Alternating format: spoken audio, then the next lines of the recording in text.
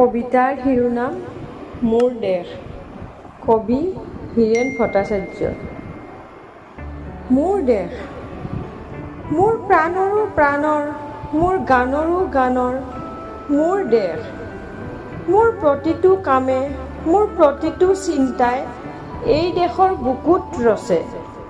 হয় সোণোৱালী ভৱিষ্যতৰ সপোন, মোৰ জীৱনৰ আহে আহে, মোৰ যৌৱনৰ কোহে কোহে সেই সপোনৰ কলৰোল। দেশে দেশে দেশ আছে, এনে বহু দেশৰ অৰঙে দৰঙে মই ঘূৰিছোঁ। বহু বন্ধুৰ সতে হাতে হাত ধৰি ফুৰিছোঁ।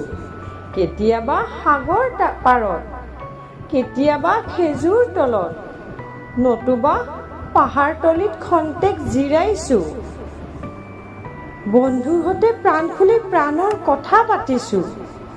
তাৰ পিছত আকৌ আৰম্ভ কৰিছোঁ নতুন যাত্ৰা। এনে বহু যাত্ৰাৰ শেষ মোৰ দেশ, যাৰ বুকুৰ উমে মোক দিছে ভালপোৱাৰ আনন্দ, যৌৱনৰ প্ৰাচুৰ্য, জীৱনৰ নতুন অৰ্থ। এই দেশৰ প্ৰতিটো পুৱাই মোলৈ লুকাই আনে ঐশ্বৰ্যৰ বিপুল সম্ভাৰ। প্ৰতিটো সন্ধিয়াই বৈ আনে স্নিগ্ধ ফুলৰ সুবাস। প্ৰতিটো ঋতুৱেই মোক দি যায় জীৱনৰ আশীৰ্বাদ। মোৰ দেশৰ বাবে মই জীয়াই আছোঁ। এই দেশৰ বাবে মই জীয়াই থাকিবলৈ মৰণপণ কৰিছোঁ। ৰনোৱা বনোৱা হালোৱা এই সকলোৰে মাজত ঐক্য হৈ, বিৰোধৰ মাজত সংহতিৰ সম্ভাৱনা হৈ মই আছোঁ। জীৱনে মৰণে শয়নে সপোনে এই দেশৰ আহ্বান মই শুনিছোঁ। শত্ৰু মিত্ৰু সকলোকে মই চিনিছোঁ।